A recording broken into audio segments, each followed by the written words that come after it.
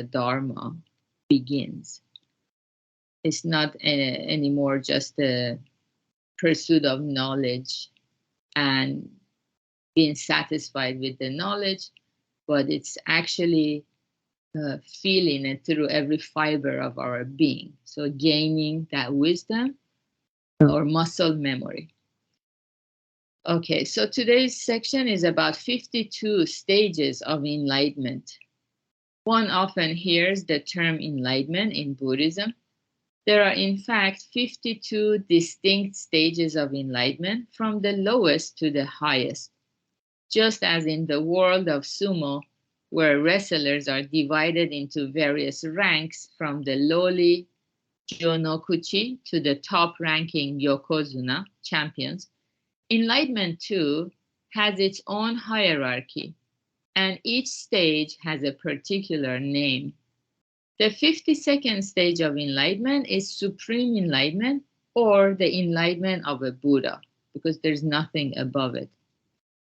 Only those who have obtained the highest level of enlightenment can be called Buddha, and only a Buddha can fully grasp the wondrous truth that enables all people to obtain genuine happiness. Scientific truth is never considered absolute. Scientists work with a succession of theories. Mathematical truth is likewise not absolute, but subject to change. Truth in Buddhism is decisively different, referring always to the absolute truth, whereby all people can obtain everlasting happiness. As a mountain climber reaches steadily higher elevations, the surrounding view opens up more and more, until at the top of the mountain, the view is unrestricted in all directions. In the same way, only those who have reached the highest stage of enlightenment can apprehend the full truth, whereby everlasting happiness is made available to all people. Yeah, so this is the diagram. 52 stages of enlightenment, from very low levels, mid levels, all the way to the top, which is the 52nd level of enlightenment, the enlightenment of the Buddha. Okay, so yeah, maybe up to here for today. So what's very important is to realize, like climbing a mountain, some of us really love hiking or spending time in nature. So as we hike up the mountain, we gain elevation. We see things more widely and that we could not see before when we were down below. So the higher up we go, the wider the view becomes.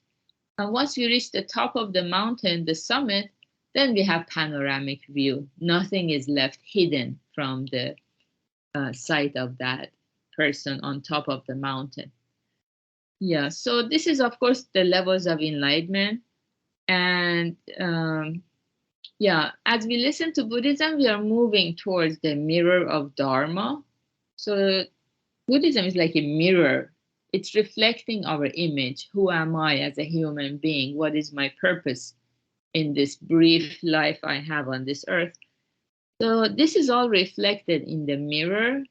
So if we listen to Buddhism for many years, but the image reflected in that mirror is not becoming more and more clear to us, we're not truly listening to the Dharma. Maybe we are making evaluation of the frame of the mirror. Oh, this frame is made in Italy. It's very good. I like it.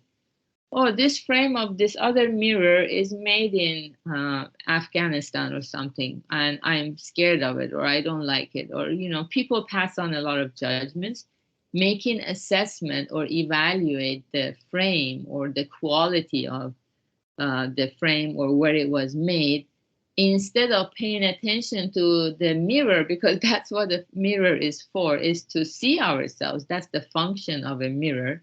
Or some people maybe sit in front of the mirror and then they fall asleep, they doze off. So then they cannot see their image reflected in that mirror. So that's one way we can gauge how far forward, we are moving towards our enlightenment or the goal of life and Buddhism, to ask ourselves, how much more do I see the movements of my mind? When I practice compassion, do I see what arises in my mind?